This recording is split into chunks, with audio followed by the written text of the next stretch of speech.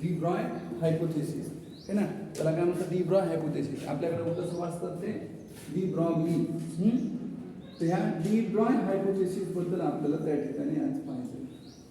आता हायपोथेसिस नावातच काय, हायपो यानी विदाउट प्रूफ. प्रूफ दिला नाही त्याने तर काय मानलं, त्याच्याबद्दलचा थेसिस त्याने मांडला आणि त्यालाच आपण काय म्हणतो de Broglie hypothesis. De Broglie hypothesis जसं de Broglie hypothesis. This is without proof. म्हणजे प्रूफ आहे काय तर नाही, फक्त एक थेसिस आहे आणि म्हणजे आपण तो डी ब्रॉय हायपोथेसिस. ठीक आहे. हा जो थेसिस आहे तो कशाबद्दल मांडला, तर याने त्या ठिकाणी about the dual nature of matter बद्दल मांडला. ड्युअल नेचर ऑफ मॅटर, पदार्थाच्या ड्युअल नेचर बद्दल. ड्युअल नेचर यानी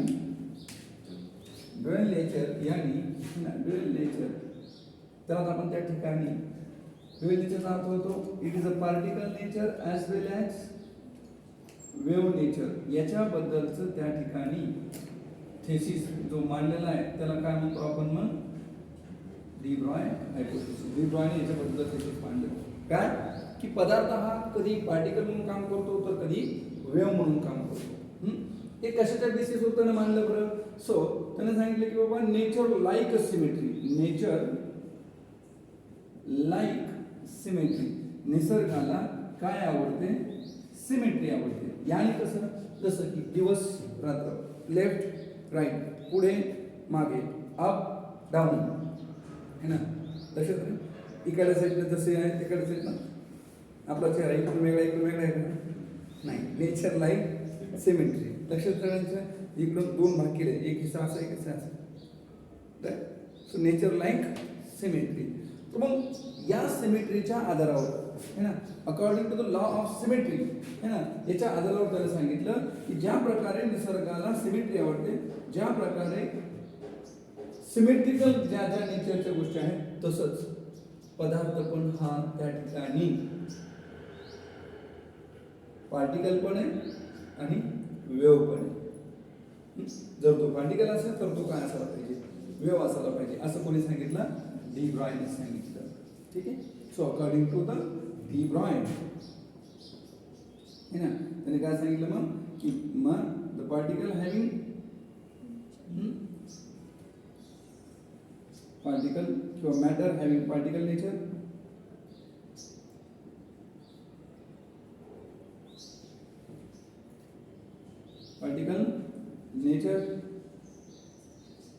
as well as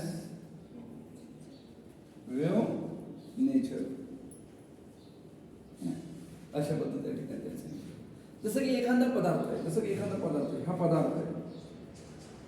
पदार्थ आहे, हा ज्या वेळेस मोशन मध्ये आला, सध्या रेस्ट मध्ये असताना याचं मास किती आहे, m. हा कसा आहे, रेस्ट मध्ये. when it comes in motion, जेव्हा तो मोशन मध्ये येतो ना, समजा v या व्हॅल्यूपर्यंत मोशन मध्ये आला, त्यावेळेस या पदार्थाकडे मोमेंटम पण आहे आणि वेव्हलेंथ पण आहे, असं त्यांनी सांगितलं. मोमेंट पण आहे, वेव्हलेंथ पण आहे. जसं की त्यांचं म्हणणं आलं की फोटॉन हॅव्हिंग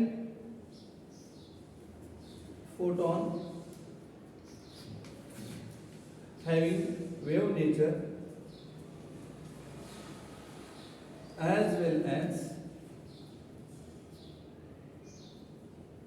पार्टिकल नेचर. त्याचं म्हणणं आलं फोटॉन कडं वेव्ह नेचर पण आहे आणि पार्टिकल पण. जसं की त्या ठिकाणी बघा, momentum of photon, p is momentum of photon. आपण फोटॉनसाठी जो फॉर्म्युला पण काढलेला आहे का नाही, mass into velocity. c is velocity. फोटॉनसाठी जी स्पीड जी असते, c म्हणजे काय, स्पीड ऑफ फोटॉन यानी स्पीड ऑफ लाईट. फोटॉन कोणत्या स्पीडने धावतो, लाईटच्या. ठीक आहे. तसंच एनर्जी बद्दल आपण पाहिलं होतं, E बरोबर m इंटू c चा स्क्वेअर. मग याला m इंटू c केलं, c सेपरेट घेतलं, E असं घेतलं, हा भागिले आणला, E अपॉन c बरोबर m into c. m into c म्हणजे कोण, मोमेंटम. हे आलं E अपॉन c. E म्हणजे कोण, h into nu upon c बरोबर कोण, मोमेंटम. मग मोमेंटम बरोबर कोण, मग momentum is equal to nu. c म्हणजे काय, हे h न्यू. c म्हणजे काय, nu into lambda. Nu formula याच्या अपॉन लॅम्बडा. यानी मोमेंटम साठीचा जो फॉर्म्युला दुसरा जो आहे तो असा आहे. मास ड्यू टू वेलोसिटी तर आहे, पण अजून कोण आहे, याच्या अपॉन लॅम्बडा सुद्धा आहे. मग पार्टिकल नेचर आहे कशाने कळलं, जर पार्टिकलला मोमेंटम आहे याचा अर्थ फोटॉनकडे मोमेंटम आहे, याचा अर्थ फोटॉनकडे नेचर कोणतं आहे, पार्टिकल नेचर. पण फोटॉनकडे वेव्हलेंथ आहे, मग याचा अर्थ काय आहे, वेव्हलेंथ. यानी photon having wave nature. Therefore photon having wave आहे, मग कोणतं नेचर, वेव्ह नेचर. मोमेंटम आहे, P म्हणजे momentum. Therefore, photon having particle nature. Photon having particle nature. हे लक्षात. पण त्याच्यासाठी पार्टिकल कशामध्ये पाहिजे, तर त्याच्यासाठी पार्टिकल मोशन मध्ये पाहिजे. कशामध्ये पाहिजे, मोशन मध्ये पाहिजे. मग डी ब्रॉयनं याच्याबद्दल एक नवीन वेव्ह आपल्याला संकल्पना सांगितली, त्याला सांगितलं नाव दिलं मॅटर वेव्ह. काय नाव दिलं, मॅटर वेव्ह. तो म्हणाला जर का समजा हा पार्टिकल आहे या स्पीडने धावत असेल, पार्टिकल जर या स्पीडने असेल, म्हणजे एखादा पार्टिकल आहे तो जर या स्पीड धावत असेल, तर त्या मोशन मध्ये असणाऱ्या पार्टिकलकडे वेव्ह नेचर पण असते, एक वेव्ह पण असते. त्याच वेव्हला त्यांनी नाव दिलं मॅटर वेव्ह. म्हणजे wave associated with moving particle. काय नाव दिलं त्यांनी, wave associated with moving particle. Wave associated with moving particle है ना, it's called as matter wave. त्याला तरी नाव काय दिलं मग, it's called as matter wave. जर एखादा पार्टिकल मोशन मध्ये असेल तर त्याच्याकडे काय असते, तर त्यांनी सांगितलं मोशन मध्ये असणारे पार्टिकल काय असते, मोशन मध्ये असणाऱ्या पार्टिकल काय असते म्हणलं तो, तर वेव्ह असते. वेव्ह असोसिएटेड, एखादा मोशन मध्ये आहे पार्टिकल, त्याच्यासोबत जी वेव्ह असते तिलाच नाव दिलं तर मॅटर वेव्ह. लक्षात घ्या सर. मग रेस्ट मध्ये असल्यानंतर मग त्याचं नेचर, रेस्ट मध्ये जर असेल तर त्या पार्टिकलकडे वेव्ह असेल का, नाही. Wien it is a rest. पण फोटॉन रेस्ट मध्ये त्याचा अर्थ सी ची किंमत 0 आहे, मोमेंटमच नाही. किंवा मास आहे म्हणून तो पार्टिकल आहे, पण त्याच्याकडे वेव्हलेंथ असेल का, लॅम्बडा असेल का, तर नाही. लॅम्बडा किती, तर टी 0 आला म्हणजे लॅम्बडा पण किती ना. म्हणजे याचा अर्थ असा आहे की जर पार्टिकल वेव्ह आहे की नाही हे चेक करायचं असेल तर तो पहिलं जर पार्टिकल कशामध्ये असणं आवश्यक आहे, मोशन मध्ये, तरच त्या पार्टिकल सोबत एक वेव्ह असेल आणि त्यालाच म्हणायचं मॅटर. समजा एखादा पदार्थ फेकला मी तो वाटतो, हा पण एवढं आहे की इथं जो पार्टिकल आहे त्याचं जे मास आहे, particle is not large, it is a very small, it having negligible mass, it is not for a heavier mass. ही जे डेफिनेशन आहे, it is not valid for heavier mass, it is not valid for जड mass असणारे heavier body, heavier particle, ह्याच्यासाठी हे valid नाही आहे. नाही तर तुम्ही कोणत्याही वस्तूबद्दल वेव्ह पाहायला शोधायला सुरुवात करता तर ते जमणार नाही. जरी बी त्या ठिकाणी असली वेव्ह तर ती अनडिटर्मिनेबल असेल, म्हणजे ती डिटरमाइन होणार नाही, ती तुम्हाला मोजता येणार नाही. जर एखादी हेवी पार्टिकल असेल तर मोठा पार्टिकल असेल तर तिथं तुम्हाला ती मोजता येणार नाही. लक्षात घ्यायचं.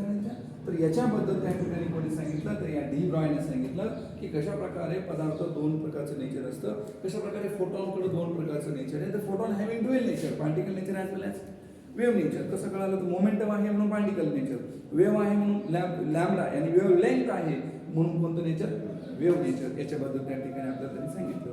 मग डी ब्रॉयने इलेक्ट्रॉनचं पण वेव्ह लेंथ सांगितली. डी ब्रॉयनं इलेक्ट्रॉनची वेव्ह लेंथ काढली, ती कशी ती आपण पाहूया. काही न्यूमेरिकल सांगितले, ती न्यूमेरिकल आधी पाहूया. पहिले एवढं लिहून ठीक आहे. Lambda for a ball of mass 100 gram moving with 20 meter per second ई. तर लॅम्बडा इक्वल टू फॉर्म्युला काय, तसं पी बरोबर फॉर्म्युला काय, याच्या अपॉन लॅम्बडा. फॉर्म्युला ध्यानात राहिले ना तर फार सोपं आहे. पण परीक्षेमध्ये पोरांच्या फॉर्म्युला हेच ध्यानात राहत नाही, म्हणून ती सोप्या परीक्षेला जरी आला तरी तो सुटत नाही. म्हणून रिव्हिजन करत राहा फॉर्म्युल्यावर, पूर्ण फॉर्म्युला बेस आहे. मग लॅम्बडा बरोबर याच्या अपॉन पी. याची किंमत किती आहे, याची इक्वल टू 6.6 × 10⁻34. पी म्हणजे काय, मास इंटू वेलोसिटी. सी किंवा आता पार्टिकल आहे ना, सी लाईट असेल तर फोटॉन असतं तर आपण सी घेऊ, आता कोणी पार्टिकल आहे म्हणून बी घेऊ. मग मास किती आहे, 100 ग्रॅम, ग्रॅम 10⁻³ करा मायनस म्हणजे कशामध्ये होईल केजी मध्ये.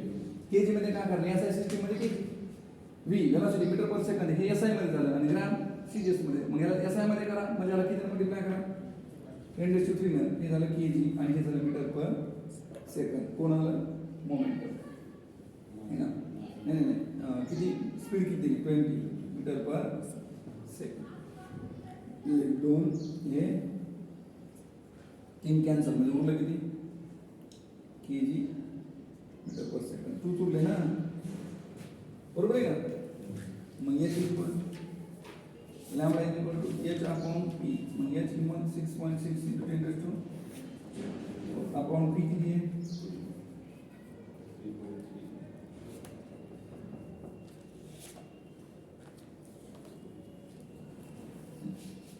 एंगस्ट्रॉम मध्ये जरी काढायचं म्हणलं 24 10⁻10 सेपरेट दिलं आपण समजा असं -10 म्हणजे कोण एंगस्ट्रॉम येईल की नाही कोणाला वेगळं आहे म्हणजे हेवी पार्टिकलसाठी लक्षात ठेवा 100 ग्रॅम म्हणजे त्या पार्टिकल हलका नाही तो पण मोजमाप करणं जो हेवी आहे तो मोजू शकतो आपण. जसं पेन असेल 100 ग्रॅम मोजाने पेन असेल है ना. एक लहान पार्टिकल आहे का हेवी पार्टिकल आहे जड. हे कोणासाठी शक्य आहे electron alpha particle beta particle gamma particle हे जे आहे यांच्यासाठी आपण सांगू शकतो की यांच्यासाठी हे ह्या फॉर्म्युला यूज करू शकतो आणि सांगू शकतो की त्याला ही वेव्हलेंथ आहे. आता याची वेव्हलेंथ बघा ना तुम्ही खूप खूप लहान आली म्हणजे मोजूच शकत नाही. अनडिटर्मिनेबल डिटरमाइन होऊ शकत नाही डज नॉट डिटरमाइन मोजू शकत एवढी कमी वेव्हलेंथ दिसूच शकत नाही ओळखूच येऊ शकत नाही. मग कसं कळणार आपल्याला. म्हणून हेवियर पार्टिकलसाठी ही संकल्पना वापरून थोडं जड जाईल पण लायटर पार्टिकलसाठी मात्र ही परफेक्ट ठरते. ठीक आहे तर बघूया आपण नेक्स्ट एक्झाम्पल.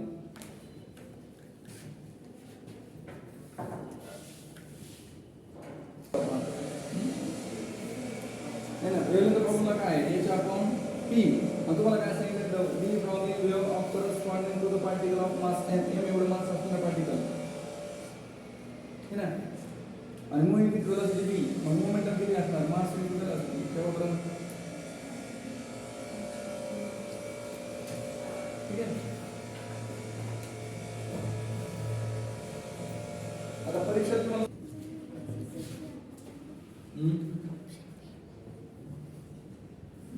काय म्हणाले which of the following figure represent the variation of particle. here काय लॅम्बडा है ना particle momentum and the associated de Broglie wavelength. Formula काय P is equal to h upon lambda यानी inversely proportional to लॅम्बडा वाढला तर P कमी कमी होणार म्हणून ग्राफ कोणता येणार फिक्स.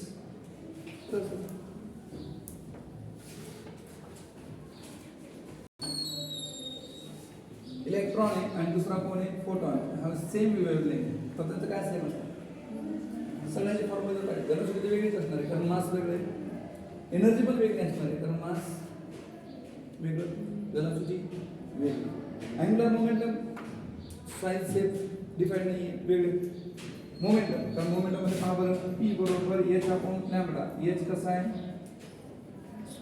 कॉन्स्टंट आणि लॅम्बडा दोघांसाठी कसा आहे जर p पण कसा असला पाहिजे मग कॉन्स्टंट दोन्हीसाठी h पण सेम आहे लॅम्बडा सेम म्हणजे p पण कसा असेल सेम. सो मोमेंटम p म्हणजे कोण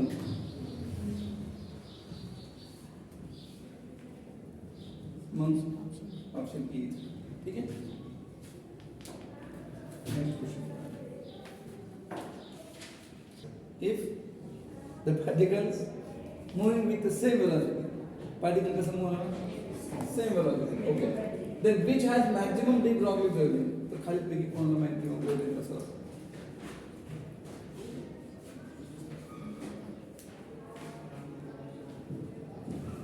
So here see the lambda is equal to h upon formula काय p कारण p बरोबर फॉर्म्युला काय असतो h अपॉन लॅम्बडा.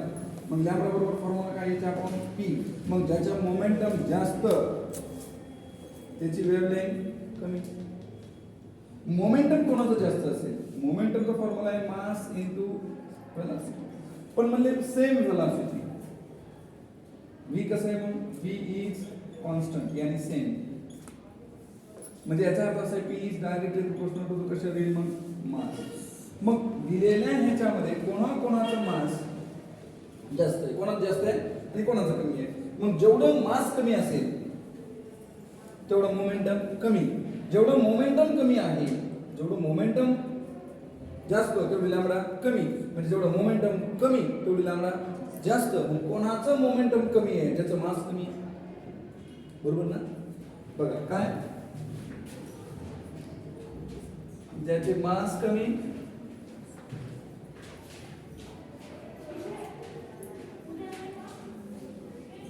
त्याचे मोमेंटम पण कमी. पण हे केव्हा? जेव्हा स्पीड सेम असते. स्पीड सेम तेव्हा ज्याचे मास कमी त्याचे मोमेंटम पण कमी. आणि म्हणून लॅम्बडा जास्त. त्याचा लॅम्बडा कसा असणार? जास्त. म्हणजे बघा लॅम्बडा याचे रिलेशन जर तुम्ही पाहिलं तर मास जास्त आहे ना. म्हणजे आपण आता लिहिलं समजा खाली इकडे लिहिलं की बाबा बघा मोमेंटम जास्त केव्हा? जेव्हा मास कसं जास्त तेव्हा लॅम्बडा मात्र कमी. म्हणजे यांच्यावर डायरेक्टली प्रोपोर्शनल आणि यांच्यावर हे इनव्हर्सली प्रोपोर्शनल. थोडक्यात काय? Directly and here is inversely. Momentum mass directly आणि लॅम्बडाला इनव्हर्सली. तेव्हा v काय असतो? कॉन्स्टंट. ठीक आहे. मग आता या 4 पार्टिकलचं जर आपण बघितलं, न्यूट्रॉन, प्रोटॉन, अल्फा पार्टिकल आणि बीटा पार्टिकल. तुम्ही न्यूक्लिअर फिजिक्स मध्ये डिटेलमध्ये आहे आता तरी आपण पाहूया की पहिलं कोण घेऊ आपण? प्रोटॉन आहे ना. त्याचं मास आणि याचा चार्ज. हे प्रोटॉनकडं मास किती आहे माहिती आहे का? प्रोटॉनकडं जे आपण मास म्हणतो ते AMU 1 ॲटॉमिक युनिट. 1 AMU किंवा त्याला आपण असं 1 M न दर्शवतो. समजा एवढं मास आहे, 1 M एवढं मास आहे, 1 AMU मास. याच्याकडे चार्ज किती आहे? एक पॉझिटिव्ह चार्ज. कोणता चार्ज आहे याच्याकडं? Positive charge. बरं. न्यूट्रॉन न्यूट्रॉनकडं मास किती आहे? 1 AMU. चार्ज 0. चार्ज आहे का? नाही. अल्फा पार्टिकल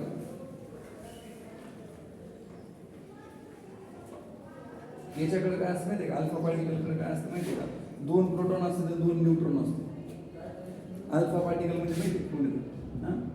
अल्फा पार्टिकल म्हणजे 2 न्यूट्रॉन आणि 2 प्रोटॉन. 2 आणि 2 4 AMU. बरोबर आहे ना? एक प्रोटॉन आहे 1 AMU. 4 2 प्रोटॉन 2 न्यूट्रॉन आहे म्हणून 4 AMU.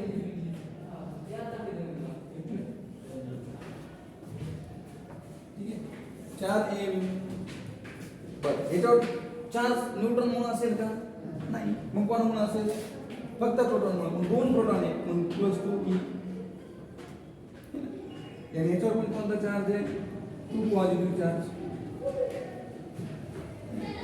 Single positive, double positive, 2 वेळेस पॉझिटिव्ह चार्ज. त्यानंतर बीटा पार्टिकल कोण?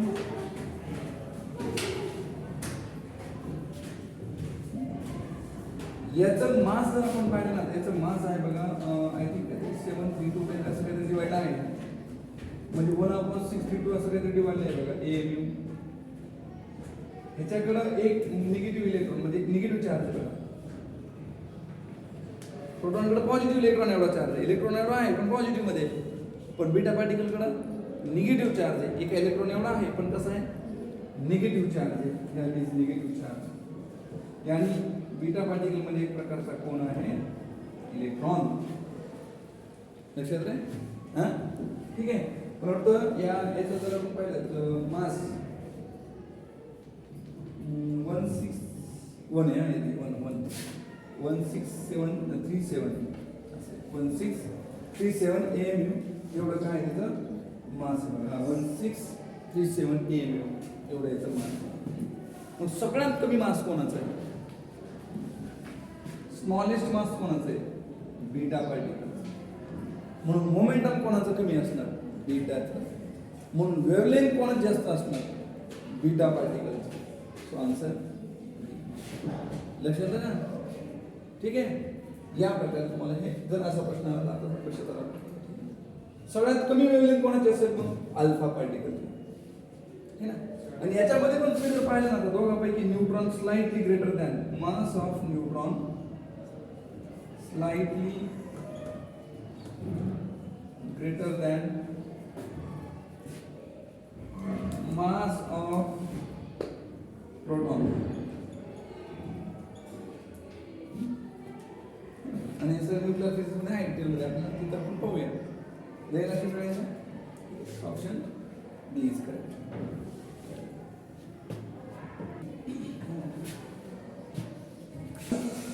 mg म्हणजे 1 मिलीग्रॅम. काय 1 mg म्हणजे मिलीग्रॅम. तर स्मॉल व्हेरी स्मॉल पार्टिकल आहे ना. त्यामुळे तुम्ही कधी जातो नेमके हे काय कन्फर्म करा. Very small particle 1 milligram. Okay. A particle of mass 1 milligram has the same wavelength same as an electron moving with the velocity of 3 × 10⁶ meter per second. The velocity of the particle is. लक्षात घ्या जर wavelength same असेल तर lambda बरोबर याचा आपण P formula आहे का? समजा लॅम्बडा हा पार्टिकलसाठी आहे. पार्टिकलसाठी आणि कोणासाठी? इलेक्ट्रॉनसाठी. Wavelength of particle is equal to the wavelength of electron. मग पार्टिकलची वेवलेंथ किती आहे? सेम आहे की नाही? हे दोन्ही कसे सेम आहे. पार्टिकलसाठी काय फॉर्म्युला आहे? h अपॉन e बरोबर h upon p of electron. h same आहे कॅन्सल होईल. म्हणजे particle momentum of particle is equal to momentum of electron. Momentum of particle is equal to momentum of electron. Momentum म्हणजे काय? Mass of particle into velocity of particle बरोबर mass of electron into velocity of electron. पार्टिकलची काय काढायची? Velocity. Velocity of particle बरोबर mass of electron into velocity of electron upon mass of particle. इलेक्ट्रॉनची velocity दिलेली तुम्हाला. मास ऑफ इलेक्ट्रॉन किती आहे? 9.1 इंटू 10⁻⁻. है ना. Velocity of electron 3 × 10⁶. Mass of particle 1 milli. आता इथे पहा मास ऑफ पार्टिकल काढून ठेवा. मास ऑफ पार्टिकल म्हणजे 1 मिलीग्रॅम. मिली म्हणजे 10⁻³ ग्रॅम. तुम्हाला पाहिजे हे एस आय म्हणजे केजी मध्ये. 10⁻³ केजी करायचं असेल अजून 10⁻³ ने गुणा म्हणजे कशात रूपांतर होईल? केजी मध्ये. 10⁻³ म्हणजे 10⁻6 केजी. Mass of proton. या मग मास ऑफ प्रोटॉन किती आहे? 10⁻6 kg. सो -6 वर गेलं +6 होईल म्हणजे 6 6 12. 31 मधून 12 गेले उरले किती? 9.1. 3 × 3 9 3 27. आणि हे 31 मधून 12 गेले म्हणजे 19 उरलं ना. 10⁻90 velocity of particle. So is there option here? आता तुम्ही मला सांगा याच्यातून कसं अजून जर कोडे 2.7 तर -19 मध्ये 18 है ना. 19 मध्ये 18 ऑप्शन. ठीक आहे. राहिलं बघा if the momentum of an electron is changed by p. Momentum किती चेंज झालं? p न. then the de Broglie wavelength associated with it changes by 0.5%. The initial momentum of the electron will be the electronचं काय करा? initial moment. right? कसं काय? तर तुम्ही एक लक्षात घ्या की इथं मोमेंटमसाठी जो फॉर्म्युला आहे पर्सेंटेज चेंज किती दिलं तुम्हाला? तुम्ही एररनं पण काढू शकता, डायरेक्टली एररनं काढू शकता. मला सांगा मोमेंटम आणि वेव्हलेंथ त्याचा काय फॉर्म्युला दिला बरं? लॅम्बडा बरोबर h upon p. So h should be constant. It should be constant. So lambda आता पर्सेंटेज चेंज इन लॅम्बडा काढायचं असेल तर आपण कसं घेणार मग तुम्ही percentage change so delta p upon P तो काय मिळेल पहा the wavelength associated with it changes by 0.5 okay okay okay ह्याची किंमत देईल तुम्हाला the wavelength changes by this किती दिली 0.5%. So what we want to find out? We want to find out the initial momentum. है ना इनिशियल मोमेंटम काढायचं आहे आणि तुम्हाला मोमेंटम चेंजेस किती दिलं तर चेंज इन मोमेंटम किती दिलं बरं तुम्हाला द मोमेंटम इज पी ने चेंज केलं कितीने चेंज केलं पी ने चेंज केलं मोमेंटम सो पी ने चेंज केलं म्हणजे किती घ्यावं तुम्ही मग इथं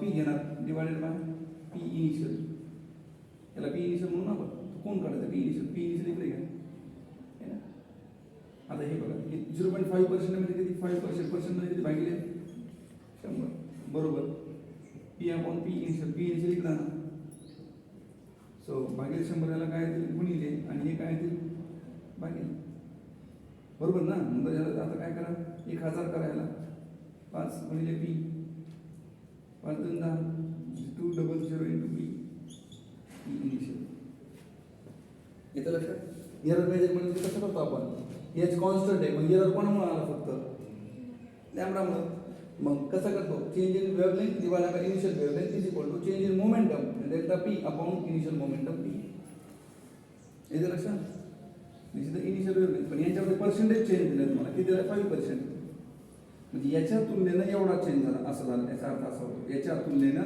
एवढा चेंज सो 200 इज ऑप्शन